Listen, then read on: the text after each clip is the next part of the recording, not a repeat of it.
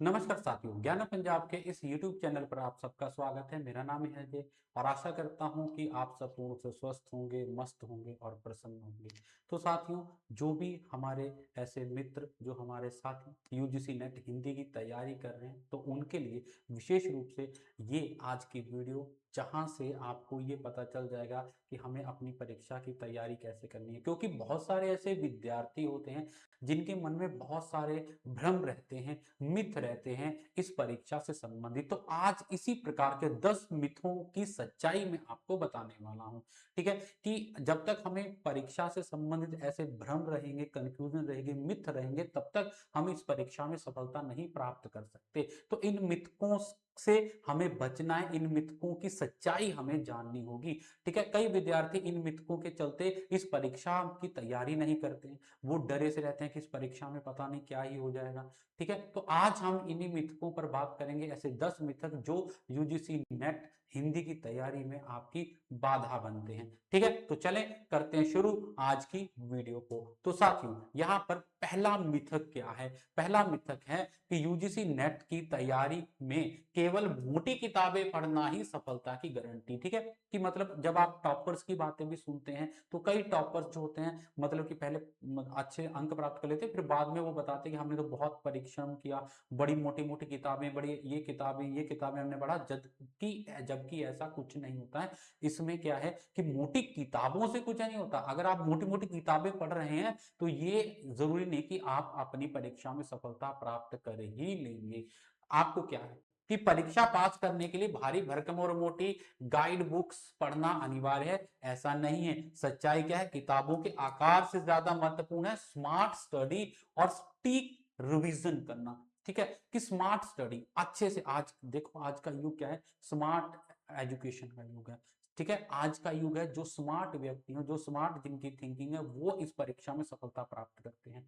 ठीक है, तो बहुत सारी टेक्नोलॉजी आपके पास है, एआई टूल्स आपके पास है, तो उनकी सहायता लेकर आप अच्छे से अपने नोट्स बनाकर इस परीक्षा में पास हो सकते हैं। किताबों का महत्व है, परंतु ये नहीं कि अलग अलग तरह की किताबें हमने पढ़ना है। कोई भी एक अच्छी सी किताब आप ले लीजिए, वहां से आप अपनी तैयारी अच्छे से कर सकते हैं, अगर जहां पर आपको आपका पूरा पाठ्यक्रम मिले वहां से। और इसमें सबसे ज्यादा मुख्य बात ये होती है कि हमें अपने नोट्स बनाने होते हैं। अगर आप अपने नोट्स स्वयं बना रहे हैं तो वो सबसे अच्छी चीज है। तो किताबें सिर्फ आपके मार्गदर्शन के रूप में कार्य करेंगी, बाकी नोट्स आपको अपने स्वयं बनाने हैं। उन नोट्स के माध्यम से ही आप अपनी परीक्षा में सफलता प्राप्त कर सकते हैं।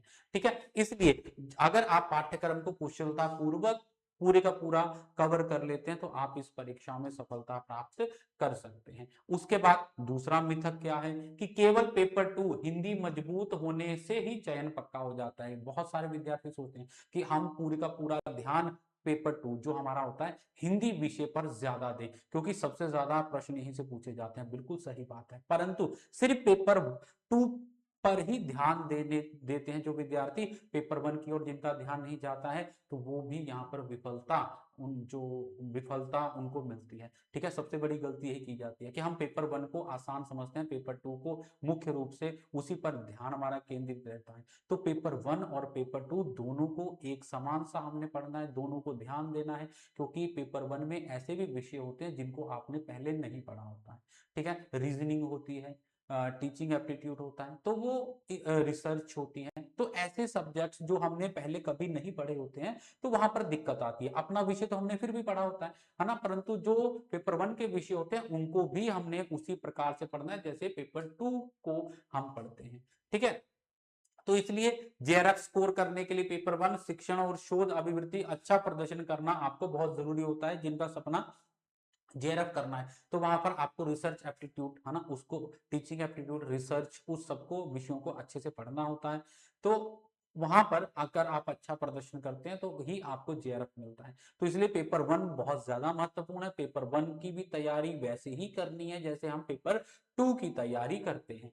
ठीक है, उसके बाद अगला मिथ आता है कि परीक्षा में केवल रटने वाली वस्तुनिष्ठ प्रश्न ही आते हैं। रट की रट्टा, है ना। वैसे तो बहुत सारे विद्यार्थियों को आजकल पता लग चुका है कि रट्टा से कुछ नहीं होता, कि हम पुस्तकों के जो जैसे हम रचनाएं हैं, हिंदी कवि हैं उनकी रचनाएं या उनका जीवन परिचय है, उसमें उनका जन्म मरण रट लेते हैं तो पास हो जाएंगे, नहीं। आपको हर चीज टेक्निकली पढ़ना है, टेक्नोलॉजी से पढ़ना है, आपको एक टेक्निक से चीजों को याद करने का प्रयास करना है, ट्रिक्स का सहारा लीजिए, रट्टा मत मारिए, क्योंकि रट्टे से आप भूल जाएंगे। ठीक है, हिंदी साहित्य की तिथियां और रचनाकारों के नाम रट लेने से परीक्षा पास नहीं होगी।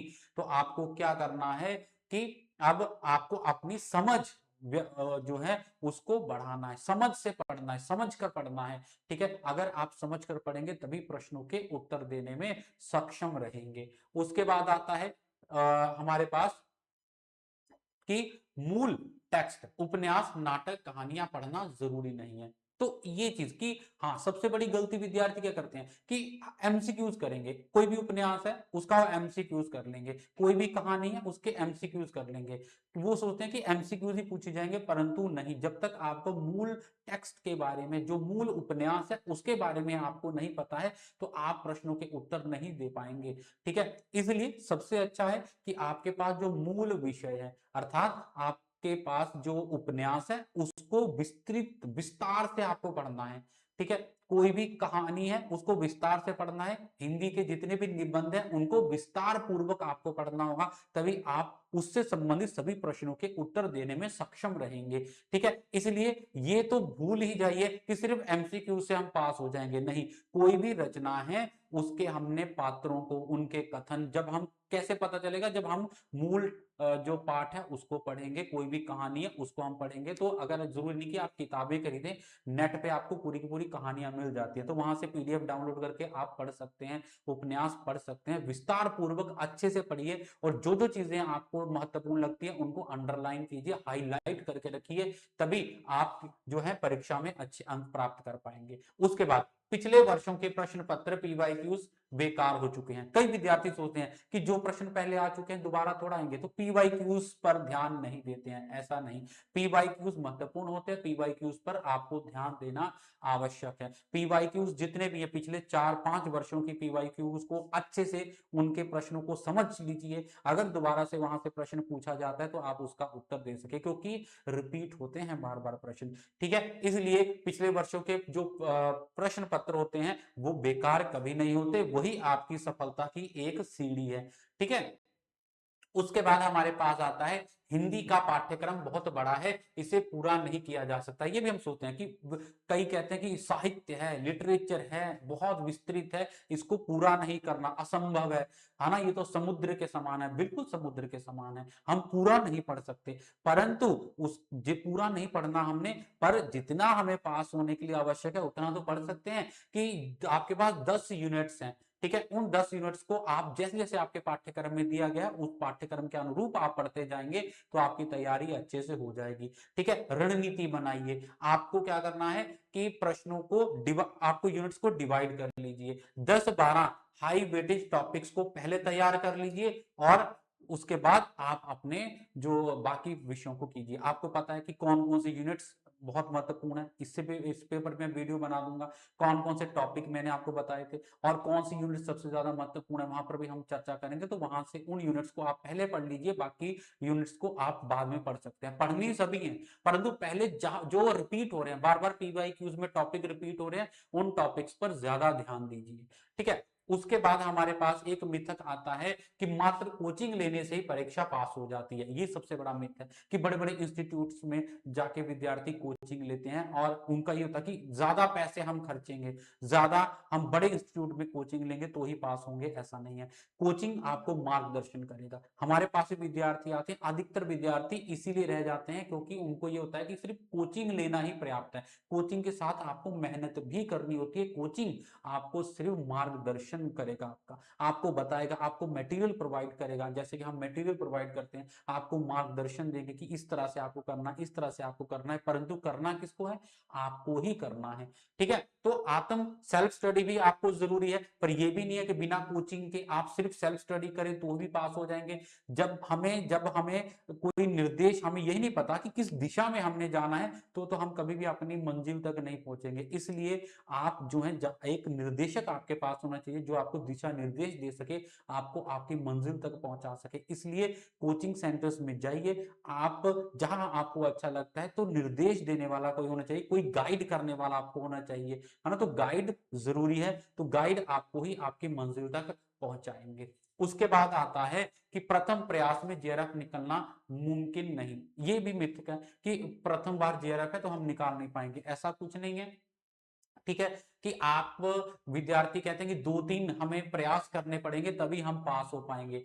तो सही मार्गदर्शन, नियमित मॉक टेस्ट और निरंतरता के साथ अगर आप प्रयास करते हैं तो जेआरएफ भी क्लियर हो जाएगा। ठीक है, तो आपको वही चीज मैंने अभी बताया कि मार्गदर्शन आपके पास होना चाहिए, मॉक टेस्ट कब कब करने हैं, कैसे कैसे आपको करने हैं। ठीक है, ये सारी की सारी रणनीति अगर आपके पास है तो आप इस परीक्षा में पास हो सकते हैं। उसके बाद आता है साहित्य शास्त्र। भारतीय एवं पाश्चात्य को छोड़ देने से कोई फर्क नहीं पड़ता। आप सोचते हैं छोटी सी यूनिट है, जो पाश्चात्य हिंदी साहित्य है वो उसको छोड़ देते हैं, पाश्चात्य में से बाकी हम कर लेंगे। तो ऐसा नहीं है, कोई भी यूनिट हमें छोड़नी नहीं है। ठीक है, आपको यूनिट 3 हो चाहे यूनिट 4 हो, कोई भी यूनिट आपको छोड़नी नहीं, सारी की सारी यूनिट्स बहुत ही महत्वपूर्ण है, सब में से प्रश्न पूछा ही जाएगा। ऐसा नहीं है कि कोई भी यूनिट छोड़ी जाएगी, इसलिए यूनिट आपको कोई भी नहीं छोड़नी है। उसके बाद फिर 10वां जो हमारे पास मिथक आता है कि हिंदी माध्यम के छात्रों के लिए पेपर 1 पास करना बहुत कठिन है। ये सोचा जाता है कि हम तो हिंदी के स्टूडेंट्स हैं, पेपर 1 को कैसे क्वालिफाई करेंगे। तो विद्यार्थियों में मिथक रहता है कि पास नहीं होता पेपर 1, ऐसा कुछ नहीं है। ठीक है, पेपर 1 की भाषा में थोड़ी सी टेक्निकल वर्ड्स होते हैं, तकनीकी शब्दावली होती है, परंतु जब हम उनको समझ कर करते हैं तो हमें समझ आ जाता है। राष्ट्रीय परीक्षा एजेंसी एनटीए दोनों भाषाओं में सटीक अनुवाद से आपको दोनों प्रश्न आपको देखने को मिलेंगे, हिंदी और इंग्लिश में भी। ठीक है, तो केवल अभ्यास और शब्दावली की पकड़ बनाकर आप जो है इस पेपर को आसानी से क्वालिफाई कर सकते हैं। तो इसमें भी डरने की कोई जरूरत नहीं है। ठीक है, तो आशा करता हूं जो मिथक थे, जो विद्यार्थियों के दिल में एक डर होता है कि परीक्षा को पास करने से जो उनको रोकता है, तो वो इस प्रकार के 10 मिथक जो सबसे महत्वपूर्ण है वो मैंने दूर करने के प्रयास किए, और आशा करता हूं इस वीडियो को देखकर आपके ये मिथक दूर भी हो गए होंगे। अब बिना किसी डर के, बिना किसी संकोच के आप अपनी तैयारी को आरंभ कीजिए और अपनी परीक्षा में सफलता प्राप्त कीजिए। फिर से मिलेंगे ऐसे ही वीडियो के साथ। अगर आप ऐसी वीडियोस को और देखना चाहते हैं, हमारे चैनल को सब्सक्राइब जरूर कीजिए। और अगर कोई यूजीसी नेट हिंदी की तैयारी करना चाहता तो उसके लिए ज्ञानम इंस्टीट्यूट जो हमारा है ये भी तैयारी करवाता है। तो हमारे बैचेस चलते हैं जहां पर आपको ऑनलाइन ऑफलाइन दोनों प्रकार की कोचिंग दी जाती है। अगर आप इससे संबंधित सूचना प्राप्त करना चाहते हैं तो फोन नंबर यहाँ पर दिया गया है 9117343434। यहाँ पर आप संपर्क करेंगे तो इन बैच से संबंधित संपूर्ण सूचना आपको मिल जाएगी, जानकारी आपको मिल जाएगी। आज की वीडियो में इतना ही। वीडियो अच्छी लगी हो तो वीडियो को लाइक शेयर जरूर कीजिएगा। फिर से मिलेंगे, तब तक अपना ध्यान रखें, स्वस्थ रहें, सुरक्षित रहें, मस्त रहें, प्रसन्न रहें। धन्यवाद।